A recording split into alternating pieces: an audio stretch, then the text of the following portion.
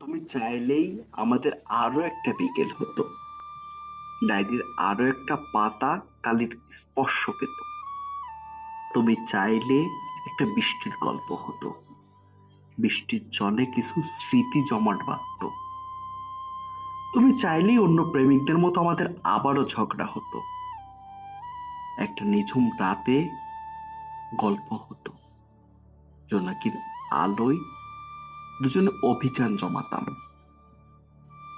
তুমি চাইলেই পারতে তোমার দেওয়া কথাটি রাখতে,